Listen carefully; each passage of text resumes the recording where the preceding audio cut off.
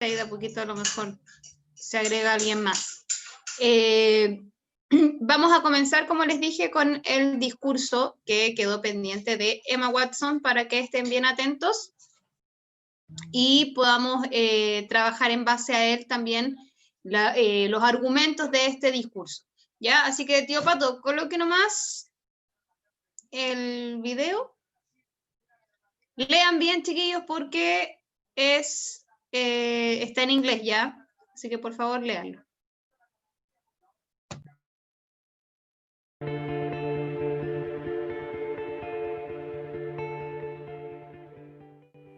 I was appointed as Goodwill Ambassador for UN Women 6 months ago.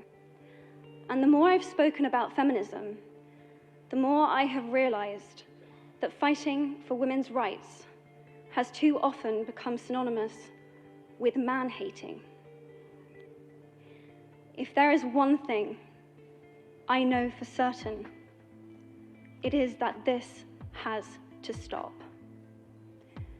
For the record, feminism, by definition, is the belief that men and women should have equal rights and opportunities. It is the theory of the political, economic, and social equality of the sexes. I started questioning gender-based assumptions a long time ago. When I was 8, I was confused at being called bossy because I wanted to direct the plays that we would put on for our parents, but the boys were not. When at 14, I started to be sexualized by certain elements of the media. When at 15, my girlfriends started dropping out of their beloved sports teams because they didn't want to appear muscly. When at 18, my male friends were unable to express their feelings. I decided that I was a feminist, and this seemed uncomplicated to me.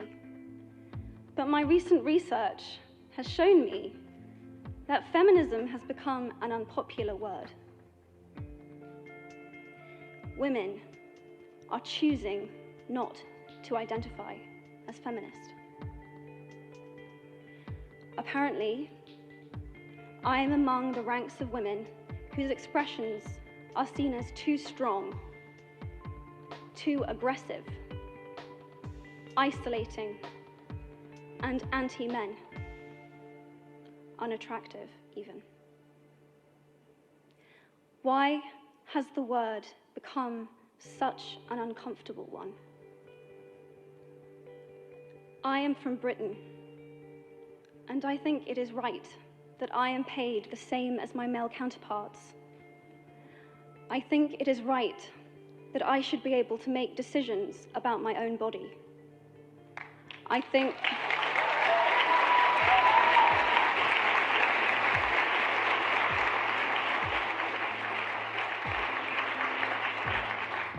it is right that women be involved on my behalf in the policies and the decisions that will affect my life. I think it is right that socially I am afforded the same respect as men. But sadly, I can say that there is no one country in the world where all women can expect to receive these rights. No country in the world can yet say that they have achieved gender equality. These rights I consider to be human rights, but I am one of the lucky ones. My life is a sheer privilege because my parents didn't love me less because I was born a daughter. My school did not limit me because I was a girl. My mentors didn't assume that I would go less far because I might give birth to a child one day. These influences were the gender equality ambassadors that made me who I am today. They may not know it, but they are the inadvertent feminists who are changing the world today. We need more of those. And if you still hate the word, it is not the word that is important. It's the idea and the ambition behind it. Because not all women have received the same rights that I have. In fact, statistically, very few have been. In 1997, Hillary Clinton made a famous speech in Beijing about women's rights. Sadly, many of the things that she wanted to change are still true today. But what stood out for me the most was that less than 30% of the audience were male. How can we affect change in the world when only half of it is invited or feel welcome to participate in the conversation? Men, I would like to take this opportunity to extend your formal invitation.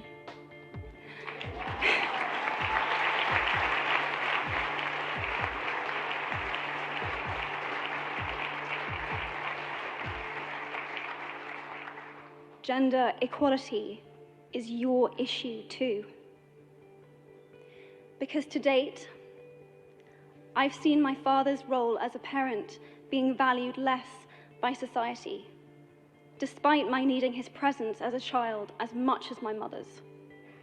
I've seen young men suffering from mental illness, unable to ask for help, for fear it would make them less of a man or less of a man. In fact, in the UK, suicide is the biggest killer of men between 20 to 49, eclipsing road accidents, cancer, and coronary heart disease. I've seen men made fragile and insecure by a distorted sense of what constitutes male success. Men don't have the benefits of equality either. We don't often talk about men being imprisoned by gender stereotypes, but I can see that they are, and that when they are free, things will change for women as a natural consequence.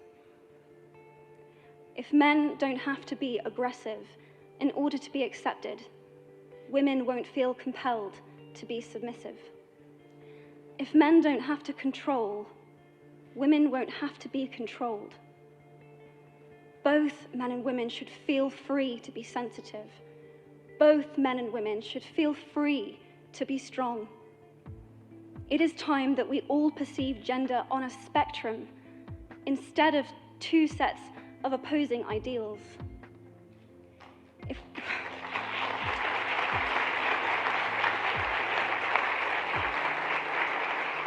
If we stop defining each other by what we are not and start defining ourselves by who we are, we can all be freer. And this is what he for she is about. It's about freedom. I want men to take up this mantle so that their daughters, sisters, and mothers can be free from prejudice, but also so that their sons have permission to be vulnerable and human too. Reclaim those parts of themselves they abandoned, and in doing so, be a more true and complete version of themselves. You might be thinking, who is this Harry Potter girl?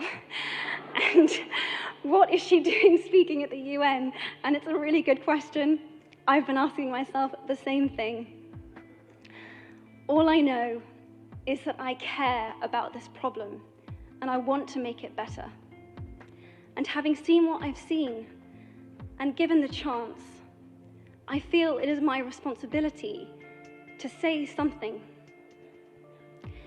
Statesman Edmund Burke said, "All that is needed for the forces of evil to triumph is for good men and women to do nothing." In my nervousness for this speech, and in my moments of doubt, I've told myself firmly, if not me, who? If not now, when? If you have similar doubts when opportunities are presented to you, I hope that those words will be helpful. Because the reality is that if we do nothing, it will take 75 years, or for me to be nearly 100, before women can expect to be paid the same as men for the same work. 15.5 million girls will be married in the next 16 years as children. And at current rates, it won't be until 2086 before all rural African girls can have a secondary education. If you believe in equality, you might be one of those inadvertent feminists that I spoke of earlier. And for this, I applaud you. We are struggling for a uniting word, but the good news is that we have a uniting movement. It is called He for She. I am inviting you to step forward, to be seen, and to ask yourself, if not me, who? If not now, when? Thank you very, very much.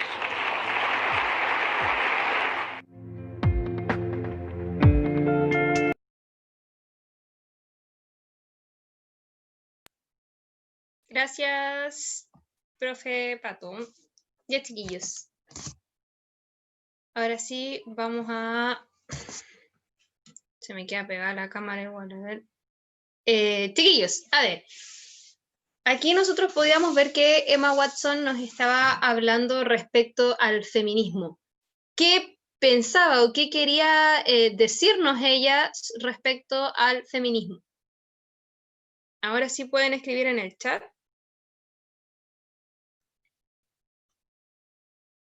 ¿Qué es lo que pensaba ella? ¿Qué sentía ella respecto a esto?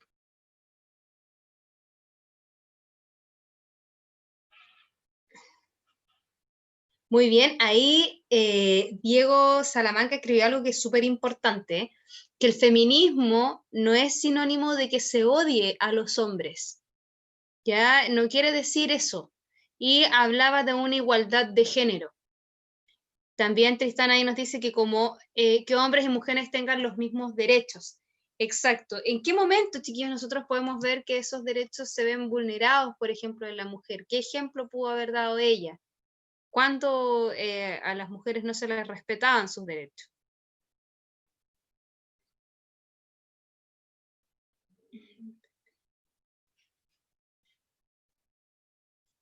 A ver. ¿O qué sentía ella o por qué ella se sentía privilegiada respecto al tema? En el sueldo también al minuto de realizar un mismo trabajo, por supuesto. ¿Por qué ella se sentía privilegiada en cuanto al tema del feminismo?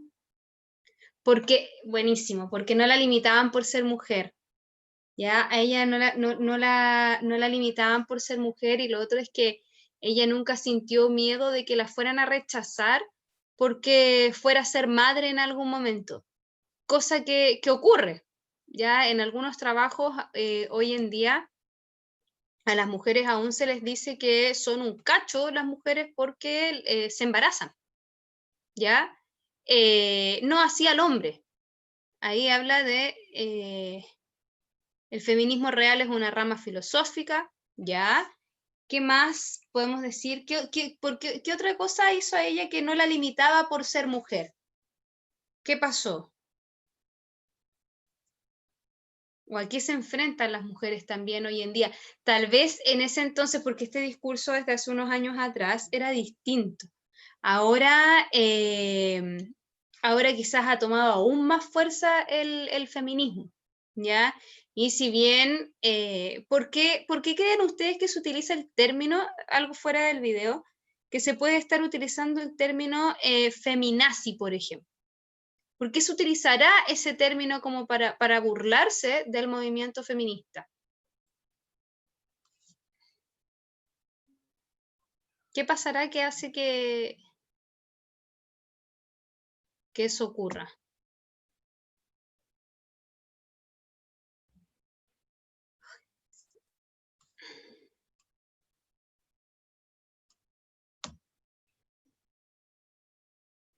Ya, ahí Diego dice que se les llama feminazis, por ejemplo, a las mujeres que pretenden como exterminar a los hombres, ¿ya? Sin embargo, las feministas que odian a los hombres. Sin embargo, claro, Emma Watson nos explicaba que el feminismo no era sinónimo de odiar a los hombres, ¿ya? Y eso es súper importante también. Ahora, ¿por qué ella les dice que es responsabilidad de los hombres también esto, de que esto resulte bien? ¿Qué cosas harán los hombres o qué cosas podrían hacer los hombres para poder ayudar a este movimiento, para poder ser parte del movimiento y no tratar de derrotarlo, porque esto no es una lucha de hombres contra mujeres, sino que es una lucha por la igualdad de género. He for She se llama el movimiento, que es como él por ella. ¿Qué se querrá lograr? ¿Qué querrán que hagan los hombres para poder ayudar en estos casos?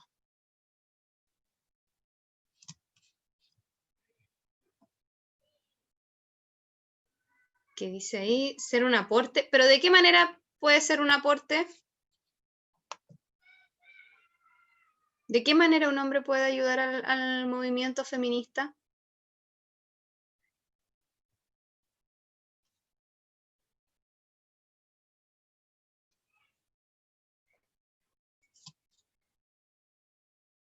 Mira aquí. Ya, eso es un poco complicado, dice Diego. ¿Por qué podría ser complicado?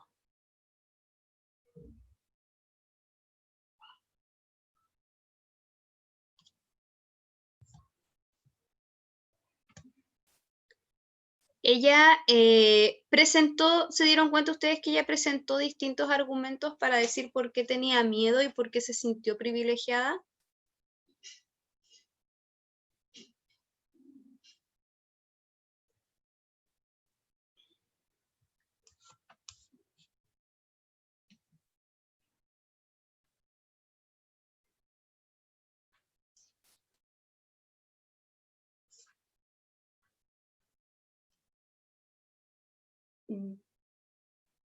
Uy, perdón, chiquillos. Ya, para que no las menosprecien también. Claro, con la actitud que tienen los hombres con las mujeres cuando andan vestidas de una manera distinta en la calle, andan con un poco menos de ropa porque hace más calor o simplemente porque les gusta. ¿Ya? Chiquillos, aquí por ejemplo nosotros vimos en este discurso a una Emma Watson que estaba bastante nerviosa pero que tenía bastante claras sus ideas. ¿Ya? Vamos a trabajar con ambos discursos también en la prueba, así que bien atentos, yo quería mostrárselos hoy día un poquito como para que pudiéramos conversar ambos y que claro, al momento de realizar nuestra evaluación no sea algo tan complejo ni extraño que pudieran ver. Ya, ahora voy a hacer el resumen. Déjenme encontrar aquí todo para poder... Tío Pato, no sé si... Creo que no podía compartir pantalla. Sí, está habilitado, creo. Sí, está habilitado. Ahora sí. Ya, súper.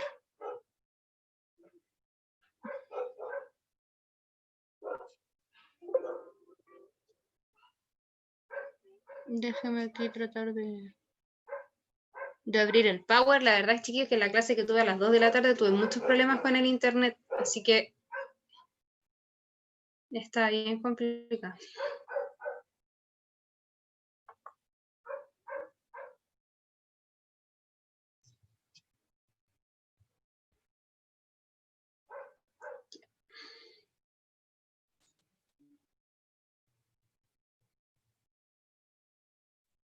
Nosotros comenzamos con esto el mes de agosto. Yo sabía que íbamos a estar harto con este tema, porque incluye muchas cosas distintas, la verdad.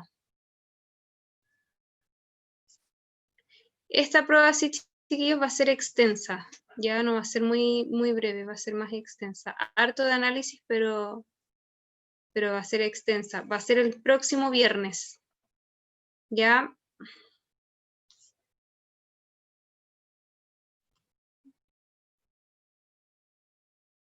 Entonces déjenme dejar abiertos todos los Power y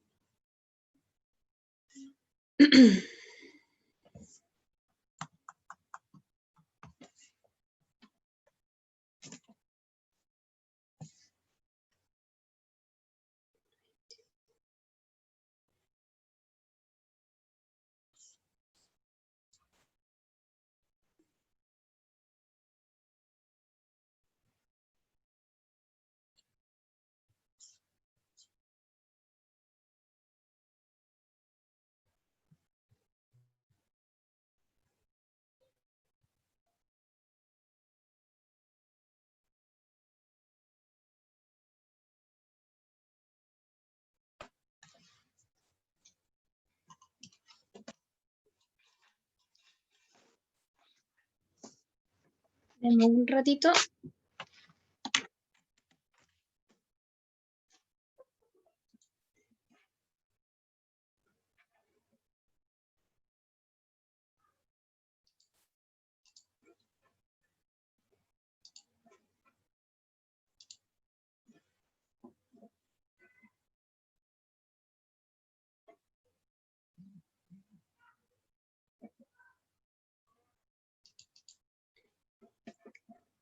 Ya, chiquillos, no sé si se ve la pantalla ahora.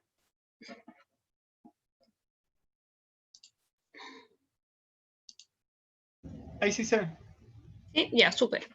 Ya. No lo voy a ampliar mucho para que podamos pasarlo rapidito, la verdad, porque si no nos vamos a demorar mucho. Ya.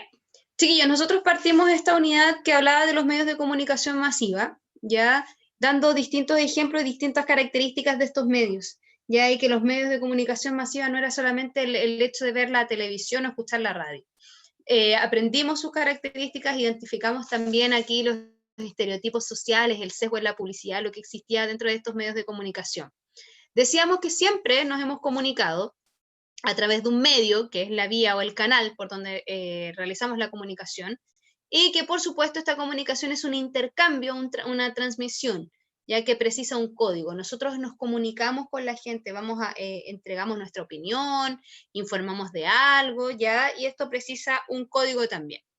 Existen estos medios de comunicación y existen los medios masivos de comunicación, donde nosotros llegamos a una alta cantidad de personas, ¿ya?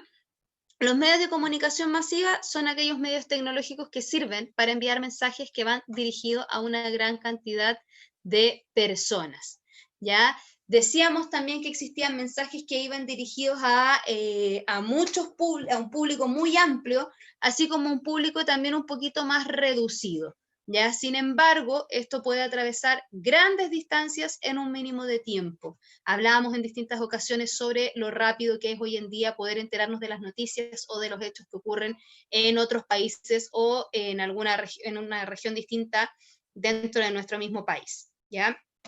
Con este tipo de medios, decíamos que el receptor ya no iba a ser un receptor individual, sino que un receptor colectivo. ¿Por qué? Porque llegamos a muchas personas. No olvidar entonces, dentro de las funciones de estos medios de comunicación masiva, ¿qué funciones tenían? Informar, ya tenían informar, porque nos presentan distintos hechos ocurridos, sean contingentes o posean relevancia social. Nos ayuda para formar opinión, ya la información recibida es comprendida por los receptores, ya nosotros la interpretamos, nos formamos una idea respecto al tema que estamos escuchando, y así nosotros podemos formular juicios en relación a la sociedad en la que participamos. Ya, si nosotros no nos informamos bien, no podemos formar esta opinión. Si no leemos, si no sabemos de dónde sacamos, por qué opinamos lo que opinamos, ¿ya? Esto nos sirve mucho y es gracias a los medios de comunicación masiva que a nosotros también nos educan por acá, ¿ya? Los medios transmiten valores culturales, permiten a la comunidad aprender de manera didáctica y de distintas cosas, distintos temas, no solo uno en específico. Entretener también. Estos medios de comunicación masiva también nos hacen a nosotros estar más entretenidos. En la radio hay programas bastante entretenidos, en la televisión. Lo mismo ocurre cuando nosotros nos comunicamos por el internet. ¿Ya? Brindan a las personas entonces momentos de relajo y diversión. Buscan también persuadir y promover. Persuaden a las personas entregando una serie de argumentos respecto a algún tema en específico. ¿Ya? Cuando nosotros vemos algún programa de opinión, algún programa de debate, mesa redonda, entre otros. ¿Ya? Difunden también productos y servicios. ¿Cuándo ocurre esto? Cuando presenciamos en estos medios de comunicación masiva la publicidad y la propaganda. Vemos entonces la publicidad, que nosotros nos dábamos cuenta cuál era la función, perdón, la función de esta publicidad. ¿Ya? La publicidad es una forma de comunicación cuyo principal propósito es influenciar a su destinatario, por supuesto un receptor masivo nuevamente del cual estamos hablando, para crear, conservar o modificar sus acciones. ¿Ya? Acuérdense que cuando hablábamos de publicidad no era lo mismo que hablar de propaganda, porque la publicidad está orientada a establecer relaciones de tipo económico, ¿ya? Es decir, que un productor, un comerciante buscaba que algún cliente o un potencial cliente comprara o accediera al producto o servicio promocionado. Mientras tanto, teníamos por otra parte la propaganda, que tenía un fundamento de carácter ideológico, que quería decir que divulgaba ideas de una orientación o tendencia definida con el propósito de que la gente se adhiera a esa ideología.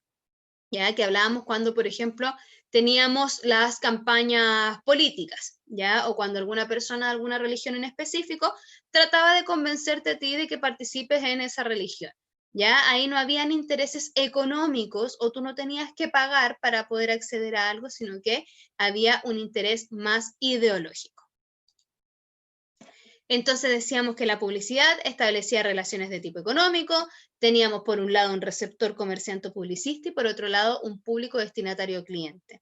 Y que el propósito, por supuesto, es convencer al cliente para que adquiera el producto o servicio. Vimos los ejemplos ahí de algunas publicidades o afiches publicitarios. ¿Ya? La publicidad entonces intentaba que sus receptores consumieran y obtuvieran el producto o servicio ofrecido, persuadiendo, por supuesto. Mientras teníamos la propaganda, por otro lado, que un fundamento de tipo ideológico, su propósito era obtener adhesión del receptor, divulga ideas que conforman una tendencia, y las formas más frecuentes de propaganda, como ya lo dijimos también, eran la religiosa y la política. Sin embargo, hoy en día nosotros nos vemos en presencia de distintas propagandas que podemos ver a diario. Basta de violencia contra la mujer, lo mismo que hablábamos del tema del feminismo. Aquí, si dejas de fumar, campañas contra el cáncer, el maltrato animal, exámenes respecto al VIH. ¿Ya? Entonces la propaganda no vende, sino que busca crear conciencia. Cuando yo les entregue los ejemplos en la prueba, ustedes van a tener que identificar si son publicidad o propaganda. Hablamos de la denotación y la connotación, que se utilizaba también en publicidad y propaganda. ¿Ya? Discurso publicitario y factores de la comunicación, por supuesto, el emisor, quien emite un mensaje, receptor, quien recibe el mensaje, cuál es el mensaje, cuál es el canal y cuál es el código. Esto también lo van a tener que identificar por si yo les pongo un afiche o algún comercial, algún video de algún comercial, dentro de la prueba ustedes van a tener que identificar. ¿Ya? Teníamos también la fuente, que es quien genera el mensaje, los medios, los receptores y el feedback, que es si fue positivo o no. Cuando nosotros hablábamos de que había lamentablemente productos nuevos que salían al aire, o salían a la venta, perdón, y jamás tenían adhesión del público. Ya el público jamás quería acceder al servicio, no los compraban, no les interesaba porque simplemente era algo poco llamativo o que en realidad no tenía nada interesante para poder comprar. ¿Ya? Hablamos de los estereotipos, chiquillos, mucho tiempo respecto a esto, que era esta imagen estructurada y que la gente aceptaba, ya que representaba a ciertas personas. Cuando nosotros decíamos por qué tienen que poner siempre a familias rubias en estos estereotipos. Clasificamos los estereotipos como sociales, étnicos, sexistas y etarios. ¿Ya? Aquí, cuando teníamos la clasificación del estereotipo social, era que nosotros íbamos a clasificar a las personas o íbamos a darnos una imagen según lo que nosotros creíamos. No íbamos a pensar jamás que este tipo con tatuajes podía ser un doctor. ¿Ya? Como que nosotros íbamos y los tachábamos inmediatamente. Estereotipos étnicos. Ya cuando nos burlábamos o la gente se burlaba de otras personas por pertenecer a cierta etnia o parecer una persona que pertenezca a otra etnia. Estereotipos sexistas, nuevamente llegamos aquí a este tema de burlarse o disminuir, minusvalorar a las niñas y a las mujeres y sobrevalorar también a los niños y a los hombres, ¿ya? Y tenemos los estereotipos etarios, que es cuando a nosotros nos juzgan por nuestra edad. Tú no puedes hacer eso porque eres muy joven o tú no puedes hacer eso porque eres muy viejo, ¿ya? Teníamos las características y aspectos negativos de estos estereotipos y los estuvimos revisando, ¿ya? ¿Qué relación, por supuesto, había entre los estereotipos de los medios de comunicación masiva? Entre los estereotipos y los medios de comunicación masiva. Ya, muchas veces, chiquillos, cuando aparecen productos de limpieza, no sé si ustedes se han dado cuenta, aparecen unas casas maravillosas, súper grandes, y todo eso, y la mayoría de nosotros probablemente no tenga una casa ni parecida a esa. Ya no podemos, no tenemos, no accedemos a eso, ya no tenemos. Así que eso también hay que tener cuidado, porque por supuesto nos muestran una casa totalmente ordenada, si nosotros tenemos niños no siempre se puede, ¿ya? Así que esos estereotipos también están ahí dentro de estas publicidades, ¿ya? Hablamos, a su vez, voy a ver acá porque será del, aquí. Voy a abrir otro.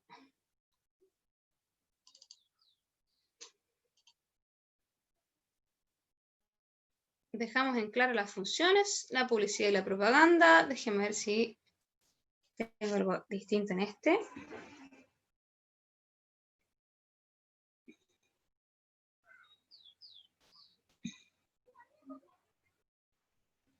Vimos los estereotipos, lo dejamos clarito. Ah, ya, dentro de los estereotipos revisamos 2 clases, lo mismo. Será igual.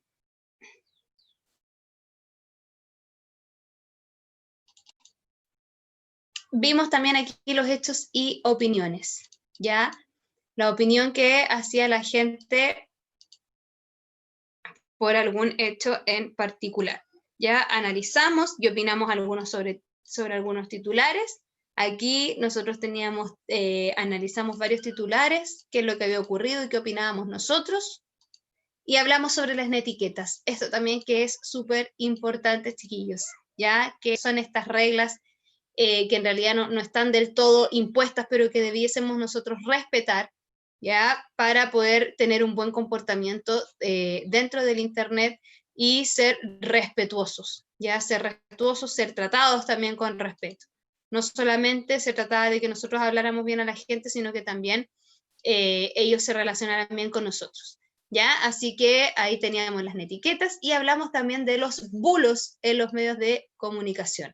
Estos bulos que tenían relación con las noticias falsas, ¿ya? O los fake news, que se les llama.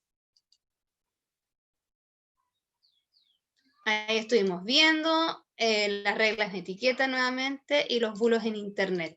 Estas noticias falsas por las cuales había que tener mucho cuidado y que no debíamos confundir con los fraudes, ¿ya? Eran distintos. El fraude buscaba engañar a la gente con un propósito más delictivo o ilícito, ya un lucro ilícito, estafar a la gente más que nada. ¿Ya? Así que teníamos que tomar en cuenta que no todo es real, no todo era verídico, no todas las fuentes eran fiables.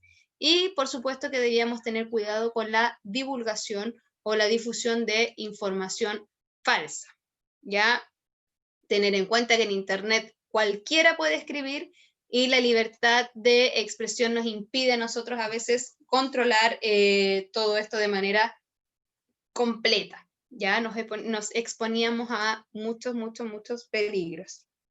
Hay tipos de bulos inocuos que son inofensivos, bromas muy sencillas, pero otros que son muy peligrosos y pueden a nosotros ponernos en riesgo, ¿ya? Tanta información nos mantiene a nosotros también en un permanente estado de desinformación. Y hay falsos expertos en distintas áreas, por eso hay que tener mucho cuidado. Ahí nosotros estuvimos analizando algunos bulos, cuando nosotros hablábamos de estas noticias falsas, de que el amigo de mi amiga que vive en no sé dónde, ya, asimismo eran estas noticias que iban transitando de un lugar a otro. Ahí los estuvimos revisando. ¿Ya? Entonces, avanzamos con esto. Y me quedó la del 11 de septiembre. Déjenme ver rapidito aquí, chiquillos.